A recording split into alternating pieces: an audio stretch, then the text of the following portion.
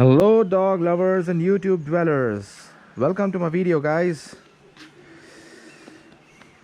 So we're in a state of lockdown and Prince has not gotten any meat for a while, you know. Anyway, so the topic of this video is how important is vitamin K for dogs. So when you go to a vet, everybody talks about calcium and D3 supplementation and whatnot, but nobody talks about vitamin K. Yet vitamin K is a super vitamin and one of the most essential ones, particularly dogs with heart issues, joint issues. When you're giving a lot of vitamin D3, you need to give vitamin K, or actually D3 would do damage to your dog, and that's what I want to discuss. So vitamin K, you have various forms of vitamin K. There are two natural forms, which are vitamin K1 and vitamin K2. And then there are three synthetic forms, K3, K4 and K5. Now K1 and K2 are K1 also known as phylloquinone and K2 known as menoquinone. So you will just call them K1 and K2. Now K1 and K2 are known to have zero to negligible amounts of side effects or toxicity, while K3, K4 and K5, which are synthetically produced, do have can prove to be toxic to your dogs if consumed in large quantities. So for this discussion, we will limit to K1 and K2. Particularly, we will limit our conversation to K2 because that is more important. Now K1 helps in improving liver health and also helps in blood clotting. So in fact, whenever a dog consumes rat poison, which has anticoagulant properties in it, so in order to help improve clotting, they administer K1 to the dog, and K1 is available in most dog foods. They add it, and they also available in cabbage, spinach, broccoli and egg yolks. So, and these are all dog friendly foods, and the dog will get these will get this vitamin from these food sources. Now K2, a dog produces in quantities that it requires through the bacteria present in its gut. So but when you are going to be supplementing a dog with extra calcium, then the amount of K2 it can produce is not enough. So what does K2 do really? So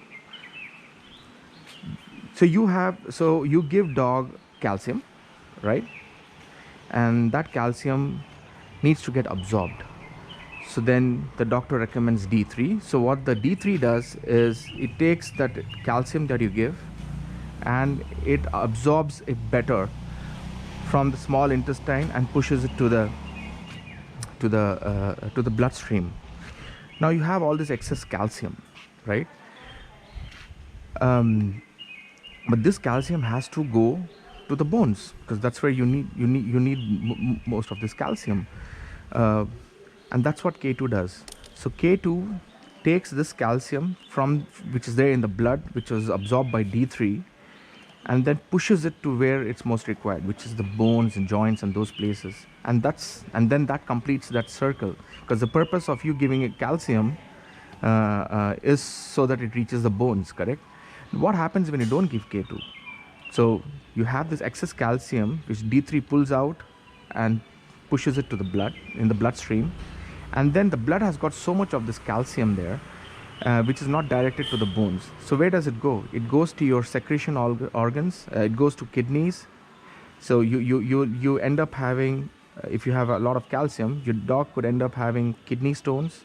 Your dog could end up having stones in its liver, calcium deposits, and your dog will also end up having what we call as calcification of the arteries, or the arteries near the heart, because remember all the blood is going to the heart as well, and the heart is pumping it hard, and over a period of time all this calcium starts depositing around the arteries, and which is called calcification.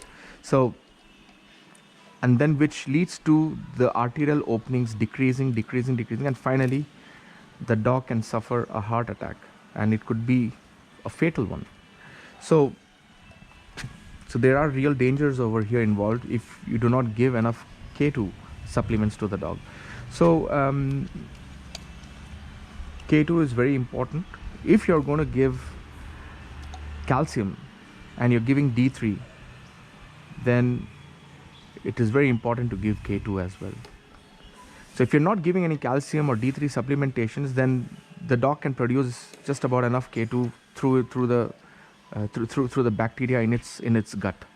But if you are giving extra calcium, the doctor has advised that your dog or your pup needs extra calcium. Your pup needs your pup needs D3, and he's giving you D3. Then all D3 is doing is just pulling out all that calcium from its food and from its small intestine and whatever from its digestive matter, and pushing it into the bloodstream, and then that's it. But then what after that? If it's going to stay in the blood, your pup is going to end up having issues. I've seen many, we hear stories of a perfectly healthy dog. It's huge, it's humongous, it's massive, and then it just collapses due to heart failure, because nobody is giving K2 supplementation to it. So K1 and K2 supplementations are very important, but K1 is more readily available through the foods that it eats, but K2 is not. So if you are giving calcium and you are giving D3, it is advisable that you give K2. The dosage of K2, it's better you check with your vet, and give appropriate dosages. But it's definitely I would say worth investigating and worth looking at for the health of your pup. So guys, I hope this was a little helpful video for you guys, some information over here for you to investigate further and see if it's appropriate for your pup. So thanks a lot for watching, thanks a lot for tuning in, and I'm signing off now. Ciao.